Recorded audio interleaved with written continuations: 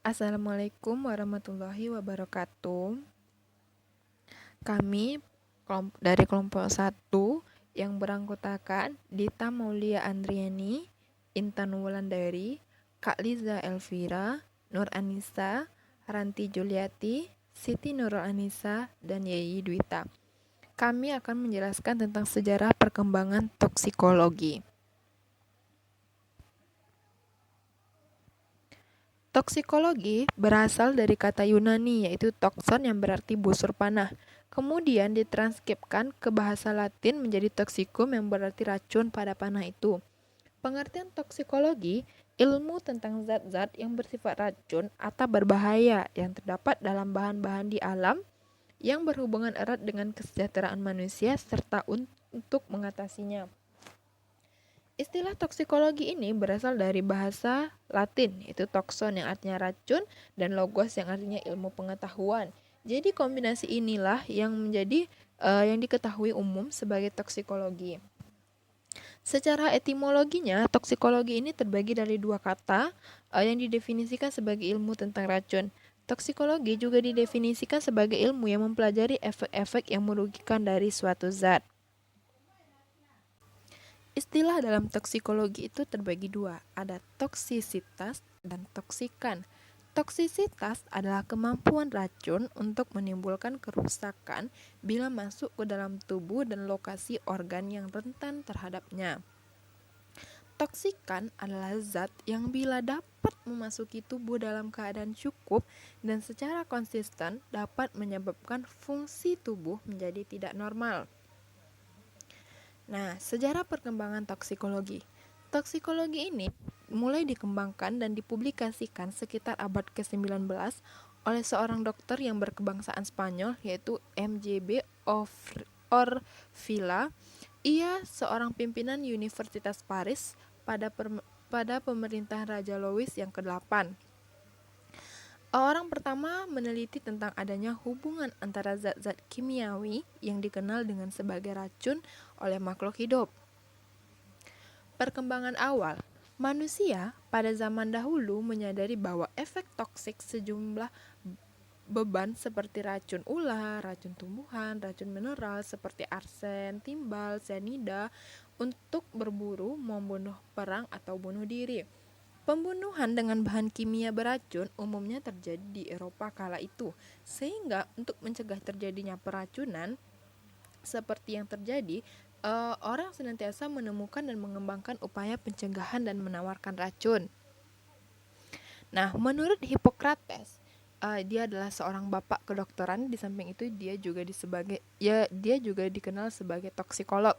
Nah, dia banyak menulis racun bisa ular dan di dalam bukunya juga menggambarkan bahwa orang Mesir kuno telah memiliki pengetahuan penangkal racun yaitu dengan menghambat laju penyerapan racun dari saluran pencernaan.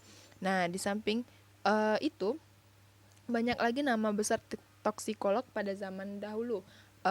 Ada salah satu nama pada zaman Mesir kuno dan Romawi kuno yaitu Pendasius Dioscorides. Dia juga seorang bapak material medika yaitu seorang dokter tentara. Di dalam bukunya ia mengelompokkan racun dari tanaman, hewan, dan mineral. Yang kedua ada Maimonides.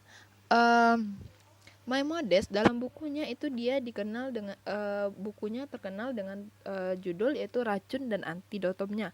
Nah, buku ini diterbitkan pada tahun 1198 yang berisi petunjuk pertolongan dan pengobatan keracunan, kecelakaan dan disengaja gigitan-gigitan serangga, ular.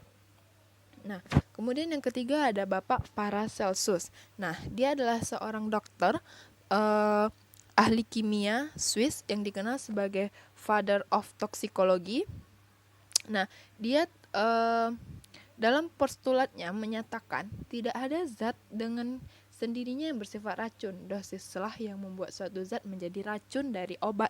Nah, pernyataan ini menjadi dasar bagi konsep hubungan dosis dan respon dan indeks terapeutik yang dikembangkan di kemudian hari pada 2010. Kemudian ada Ofrila atau Matthew Joseph Bonaventure Ofrila. Dia adalah seorang bapak toksikolog modern yang berasal dari Spanyol di Pulau Minorca. Dia hidup pada tahun 1787 sampai 1853. Nah, dia mempelajari kimia, matematika, dan ilmu kedokteran. Orfila juga menulis satu tentang yang menggambarkan hubungan sistematik antara suatu informasi kimiawi dan biologis tentang racun. Nah, Orfila adalah orang pertama yang menjelaskan nilai pentingnya analisis kimia guna membuktikan bahwa simptomatologi yang ada berkaitan dengan adanya zat kimia di dalam tubuh. Orfila juga menunjukkan pentingnya analisis kimia sebagai bukti hukum pada kasus kematian dan akibat keracunan. Perkembangan mutakhir. Dalam menghadapi perkembangan penduduk, masyarakat modern menuntut perbaikan kondisi kesehatan dan kehidupan, diantaranya gizi, pakaian, tempat tinggal, dan transportasi. Untuk memenuhi tujuan ini, berbagai jenis bahan kimia harus diproduksi dan digunakan banyak diantaranya dalam jumlah yang besar. Nah, konsep toksikologi.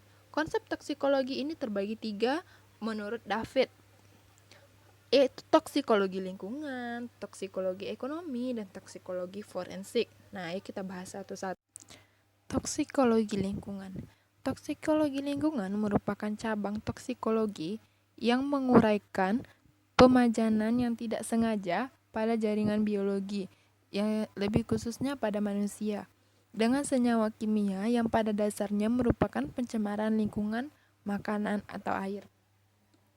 Pada prinsipnya, toksikologi lingkungan mengkaji tentang keracunan yang terjadi secara tidak sengaja, seperti keracunan akibat makan ikan yang berasal dari Teluk Minamata dari Jepang dan menyebabkan penyakit Minamata, atau keracunan gas akibat aktivitas gunung berapi atau contoh-contoh lainnya.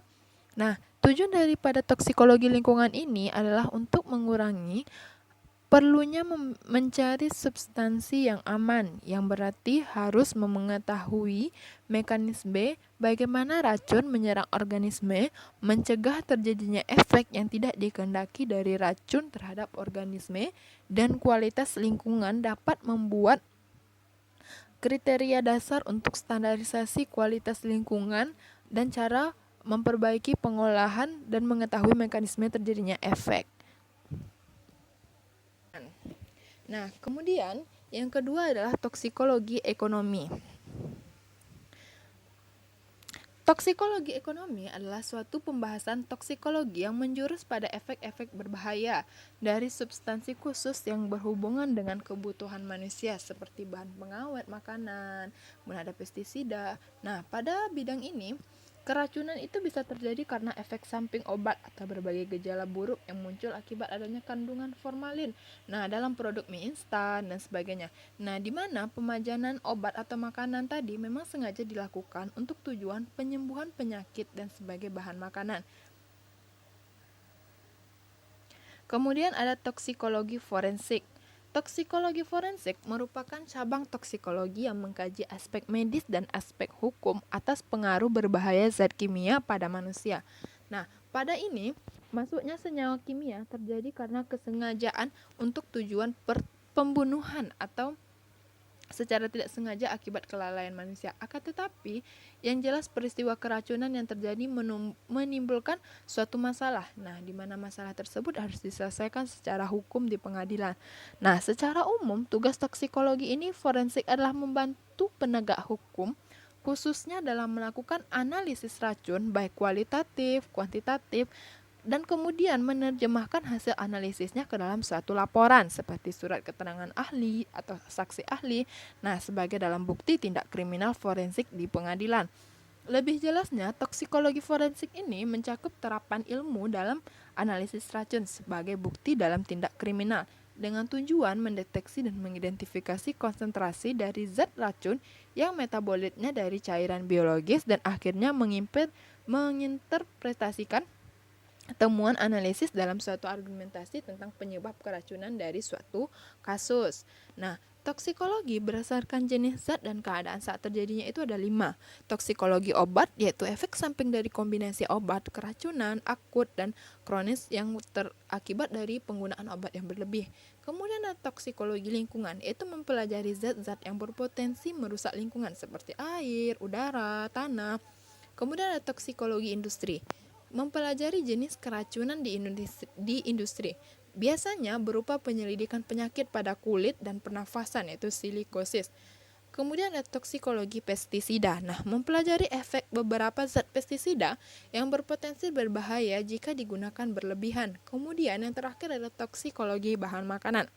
Bahan makanan yang mengandung toksikan, zat warna, pengawet. Nah, mungkin sekianlah hasil dari presentasi kami menjelaskan tentang sejarah toksikologi. Mohon maaf apabila ada kesalahan. Kami dari kelompok 1 mengucapkan terima kasih. Assalamualaikum warahmatullahi wabarakatuh.